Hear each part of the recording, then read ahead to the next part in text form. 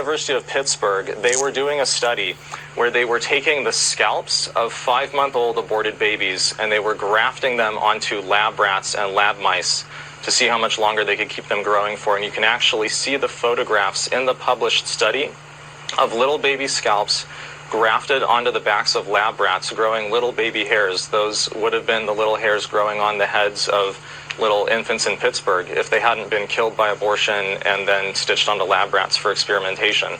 This study was funded by a grant, by multiple grants from the NIAID office, which is run by Dr. Anthony Fauci.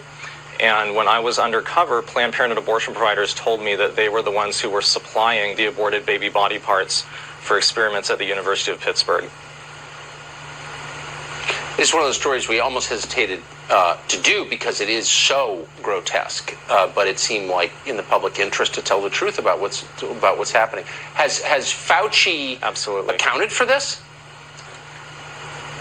No, and Dr. Anthony Fauci owns every bit of this study because as the head of, and owns every bit of this issue because as the head of the NIAID office, the buck stops with him in terms of how those grants are spent, whether they're being monitored and made sure that they're ethically and legally and just compliant as far as good stewardship of taxpayer money.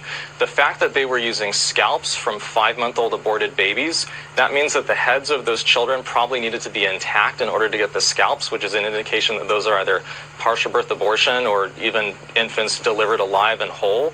Did anybody at Dr. Fauci's office ever ask the researchers at Pittsburgh, hey, how are you getting those scalps? How are you getting whole scalps from the heads of fetuses without a partial birth abortion?